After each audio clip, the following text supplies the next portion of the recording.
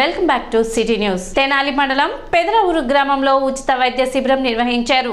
పెదరావూరు శ్రీలక్ష్మి కళ్యాణ మండపం నందు కొడాలి వెంకటరమణ కుమార్ సహకారంతో సిబార్ దంత వైద్య కళాశాల వారి సౌజన్యంతో ఈ ఉచిత వైద్య శిబిరం నిర్వహించారు. ఈ సందర్భంగా ఉచితంగా దంత వైద్య పరీక్షలు నిర్వహించారు. అవసరమైన వారికి మందులను పంపిణీ చేశారు. పెద్ద సంఖ్యలో గ్రామ ప్రజలు ఈ వైద్య శిబిరాన్ని సద్వినియోగం చేసుకున్నారు.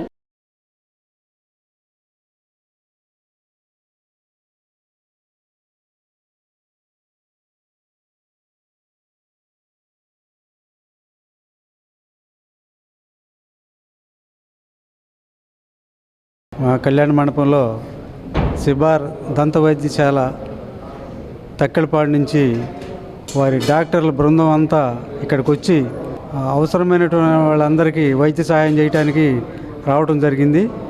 ఈ శిబిరానికి కొడాలి రమణ కుమార్ గారు చేయూత అందించి ఇక్కడ ఏర్పాటు చేశారు. మరి అంత దూరం నుంచి ఇక్కడికి వచ్చి మా గ్రామస్తులకి చుట్టుపక్కల ఉన్న గ్రామాల వాసులందరికీ కూడా ఈ వైద్య సౌకర్యం కల్పిస్తున్నందుకు ముఖ్యంగా సిబార్ దంత వైద్యశాల వైద్యులు డాక్టర్ కృష్ణకిషోర్ గారు, డాక్టర్ శ్రీనివాస్ గారు, డాక్టర్ సంపత్ గారు, డాక్టర్ వినీల గారు, డాక్టర్ ఫణీంద్ర గారు వీళ్ళందరికీ మరి ప్రత్యేకంగా కృతజ్ఞత తెలియజేసుకుంటున్నాం. సిబార్ దంత వైద్య కళాశాల తరపున ఇవాళ ఇక్కడ పెద్రావూరులో క్యాంప్ ఆర్గనైజ్ చేస్తున్నాం అండి. Free denture camp. నా పేరు డాక్టర్ కె కృష్ణకిషోర్. నేను ప్రొఫెసర్ అండ్ హెడ్గా పనిచేస్తున్నాను అక్కడ. ప్రతి సంవత్సరం జనవరి 22వ తారీఖున కాలేజ్లో ఒక ఫ్రీ డెంచర్ క్యాంప్ ఆర్గనైజ్ చేసేవాళ్ళం అండి. ఈ సంవత్సరం కూడా ఒక 400 మంది వచ్చారు అక్కడికి. ఈసారి నుంచి సంవత్సరం కాకుండా ప్రతి నెల ఒక చిన్న పెరిఫరల్ సెంటర్కి వెళ్ళి అక్కడ క్యాంప్ ఆర్గనైజ్ చేద్దామని ఇక్కడికి వచ్చామండి. ఈ క్యాంపు కొడాలి రమణ కుమార్ గారి సహకారంతో వాళ్ళు ఇక్కడ ఆర్గనైజ్ చేస్తున్నాం. నెక్స్ట్ మంత్ కొల్లూరులో ప్లాన్ చేస్తున్నాం క్యాంప్ ఒకటి. పట్టణ బీసీ కాలనీలోని శ్రీ షిరిడి సాయిబాబా ప్రధాన దేవాలయం 4వ వార్షికోత్సవం మంగళవారం వైభవంగా నిర్వహించారు. ఉదయం స్వామివారికి కాగడ హారతి, అభిషేకం, అలంకారంతో పూజా కార్యక్రమాలు నిర్వహించారు. శ్రీ షిరిడి సాయి సేవా సమితి వ్యవస్థాపక అధ్యక్షులు శ్రీ వెంపటి సత్యనారాయణ భక్త బృందంచే సాయి భజనామృత కార్యక్రమం జరిపారు. అనంతరం భక్తులకు అన్నప్రసాద వితరణ చేశారు. కార్యక్రమాన్ని శ్రీ షిరిడి సాయిబాబా సంస్థాన ట్రస్ట్ సభ్యులు పర్యవేక్షించారు. మన తెనాలి బీసీ కాలనీలో వేయించేసినటువంటి శ్రీ షిరిడి సాయిబాబా ప్రధాన దేవాలయంలో 4వ సంవత్సరం వార్షికోత్సవాన్ని అత్యంత వైభవపేతంగా ఆ గుడి ప్రధాన కారకులైనటువంటి లక్ష్మణ్ గారి చేత చక్కగా జరుగుబడుతుంది. బాబావారిని చక్కగా అలంకరించి వివిధ రకాల విశేషమైనటువంటి పూజా కార్యక్రమాలు చేయటం జరిగింది. తర్వాత కోలాటం మహిళలచే కోలాట కార్యక్రమాన్ని అత్యద్భుతంగా నిర్వహించారు.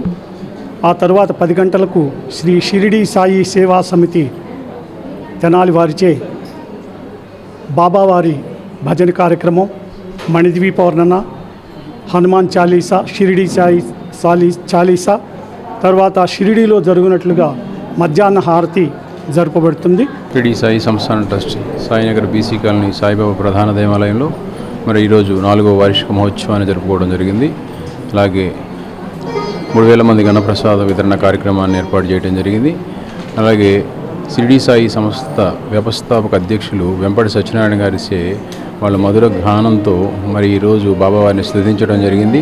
ఈ కార్యక్రమంలో బీసీ కాలనీ ప్రజలందరూ కూడా పాల్పంచుకొని 50 మంది భక్తులు బాబావారి కృపకు ప్రాప్తులయ్యారని మనస్ఫూర్తిగా భావిస్తూ ఉన్నాం. స్థానిక బూరెపాలెం రోడ్లోని శ్రీ మహాత్మా గాంధీ సేవా శాంతి ఆశ్రమం నందు వృద్ధులకు అన్నదాన కార్యక్రమం నిర్వహించారు. కొల్లిపర మండలం మున్నంగి గ్రామ జెడ్పీ హైస్కూల్ నందు జూనియర్ అసిస్టెంట్ గా పనిచేసిన బాలగోపాల వెంకటేశ్వర వరప్రసాద్ జయంతి సందర్భంగా ఆయన కుటుంబ సభ్యులు వృద్ధులకు ప్రత్యేక భోజనం ఏర్పాటు చేశారు. తొలుత ఆయన చిత్రపటానికి పూలమాలలు వేసి నివాళులు అర్పించారు. కార్యక్రమంలో చక్రాల సుధాకర్ రాజు, బాలగోపాల వెంకట్, బాలగోపాల రాజ్యలక్ష్మి, బాలగోపాల భవ్య, బాలగోపాల సత్య, మొగసాటి సుధీర్, మొగసాటి దివ్య, మొగసాటి భువనలక్ష్మి, మొగసాటి పూజిత తదితరులు పాల్గొన్నారు. బాలగోపాల ప్రసాదరాజు గారి అనే వ్యక్తి సమాజ సేవలో కానీ ఒక విద్యా రంగంలో కానీ రేపల్ల దగ్గర పేటేరు అనే ఆశ్రమాన్ని నిర్మించిన విధానంలో కానీ ఆయన కీలక పాత్ర వహించారు. అనేక సందర్భాల్లో 10 మందికి సహాయం చేయాలి అనే దృక్పథం ఉండేవాళ్ళు. ఆయన మన మధ్య లేరు. ఈరోజు ఈ సందర్భంగా, ఆయన పుట్టినరోజు సందర్భంగా ఆయన సతీమణి అయినటువంటి రాజ్యలక్ష్మి గారు ఈ యొక్క ఆశ్రమానికి విచ్చేసి మన వృద్ధులందరికీ కూడా ఈరోజు భోజన కార్యక్రమాలు నిర్వహించడం జరిగింది. తెనాలిని నమూనాగా తీర్చిదిద్దుతామని తనను ఆశీర్వదించాలని జనసేన తెదేపా అభ్యర్థి నాదెండ్ల మనోహర్ కోరారు. ఈ సందర్భంగా ఆయన ఐతానగర్ పరిధిలోని వార్డులో పర్యటించి స్థానికులతో మాట్లాడారు. తాగునీరు, రోడ్లు, కాలువలు, ఇతర సమస్యలను వారు ఆయనకు తెలిపారు. తమ ప్రభుత్వం అధికారంలోకి వచ్చిన తర్వాత మౌలిక సదుపాయాలు కల్పిస్తామని మనోహర్ హామీ ఇచ్చారు. చంద్రబాబు నాయుడు వంటి అనుభవజ్ఞులు, పవన్ కళ్యాణ్ లాంటి ఆలోచన పరుల ఆధ్వర్యంలో ఏర్పడే ప్రభుత్వంలో అభివృద్ధి, సంక్షేమం రెండూ ఉంటాయని, ప్రజలు గాజు గ్లాసు, సైకిల్ పై తమ ఓట్లు వేయాలని కోరారు.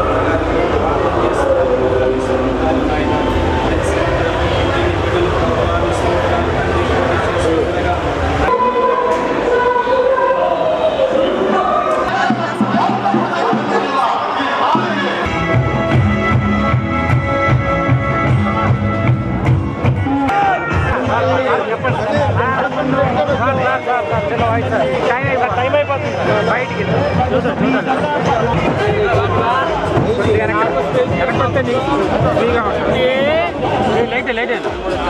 కార్యక్రమాలు కొంచెం హడావుడిగా జరుగుతున్నా కూడా ప్రజల్లో మంచి స్పందన, తెనాలి పట్టణానికి జరగాల్సిన అభివృద్ధి కార్యక్రమాలు చాలా స్పష్టంగా ఒక మంచి ప్రణాళికతోటి కానీ వినియోగని రీతిలో మరొక్కసారి మంచి అభివృద్ధి కార్యక్రమాలు చేసి రహదారుల నిర్మాణంలో కానివ్వండి, ప్రజలకి మంచి ఆరోగ్యపరమైన ఒక ఇన్ఫ్రాస్ట్రక్చర్ ఏర్పాటు చేయడంలో కానివ్వండి, సైడ్ కాలువలు కానివ్వండి, ఎక్కడ చూసినా మంచినీటి కోసం పాపం ఇంకా ఇబ్బంది పడుతున్నారు. అటువంటి సమస్య లేకుండా ప్రతి వార్డులో కూడా ఈరోజు ఒకటో వార్డు, రెండవ వార్డులో పర్యటన చేస్తున్న సందర్భంగా అనేక మంది స్థానికులతో కలుసుకుని రాబోయే రోజుల్లో ఎందుకు మీరు గాజు గ్లాస్కిను సైకిల్ గుర్తుకి ఓటేయాలని మేము వివరిస్తున్నాం. చాలా స్పష్టంగా చెప్తున్నాం. సంక్షేమ అభివృద్ధి రెండు కూడా అనుభవం కలిగిన నాయకుడు చంద్రబాబు నాయుడు గారి నాయకత్వంలో వర్తమాన రాజకీయాల్లో మంచి ఆలోచనలతోటి నిజాయితీగా నిలబడిన పవన్ కళ్యాణ్ గారిని దృష్టిలో పెట్టుకుని ఇరు పార్టీలు మేము కలిసి ఈరోజు దేశానికి ఏమో నరేంద్ర మోడీ గారి నాయకత్వం ఎంతో అవసరం, తద్వారా మన రాష్ట్రానికి కూడా నిధులు రావాలి, పెట్టుబడులు రావాలి, ఉద్యోగాలు రావాలి, మన బిడ్డలకి భవిష్యత్తు ఉండాలనే ఉద్దేశంతో అన్ని వర్గాల్ని కలుపుకునే విధంగా, ప్రతి ఒక్కరికి స్థానం కల్పించే విధంగా, గౌరవం కల్పించే విధంగా కలిసికట్టుగా మేము అందరం కూడా ఒక మంచి వాతావరణంలో ముందుకెళ్తున్నాం. ప్రతి ఒక్కరు దయచేసి ఇదే విధంగా మేము వస్తున్న వార్డు పర్యటనలో ఆశీర్వదించండి. ఒక మంచి ప్రణాళికతోటి తెనాలిని అద్భుతంగా అభివృద్ధి కార్యక్రమాలు చేసి గతంలో ఏ విధంగా వైభవం తీసుకొచ్చామో అదే విధంగా తెనాలికి మరొకసారి ఆ వైభవం తీసుకొచ్చే విధంగా మేము అందరం కూడా కష్టపడి పనిచేస్తామని, అదేవిధంగా మనకు మంచి పార్లమెంట్ సభ్యుడుగా రాబోయే రోజుల్లో ఎన్నుకోబడబోయే మన పెమ్మసాని చంద్రశేఖర్ గారికి కూడా ఓటేయమని, స్థానికంగా మేము చేసే ప్రతి కార్యక్రమాల్లో కూడా గతంలో ఆయన పనిచేసిన అనుభవం, రాబోయే రోజుల్లో కూడా ఆయన సలహాలు సూచనలతోటి ఆలపాటి రాజా గారిని కూడా మేము కలుపుకునే అన్ని కార్యక్రమాల్లో కూడా ప్రజలకు ఉపయోగపడే విధంగా మేము ముందుకెళ్తున్నాం. సిటీ న్యూస్ ముగించే ముందు ముఖ్యాంశాలు మరోసారి.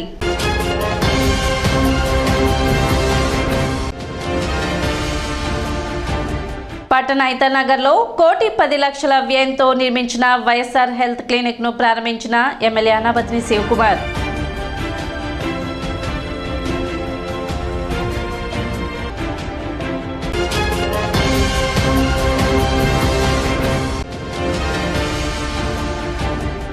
పంతొమ్మిదవ వార్డులో టీడీపీ నాయకులతో సమావేశమైన నాదెండ్ల మనోహర్.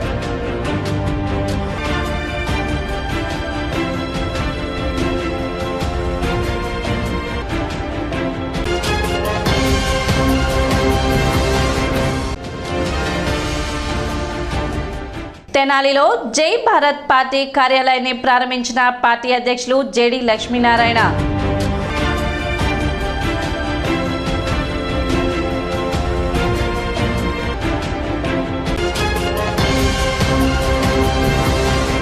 సిటీ న్యూస్ ఇంతటితో సమాప్తం. నమస్కారం.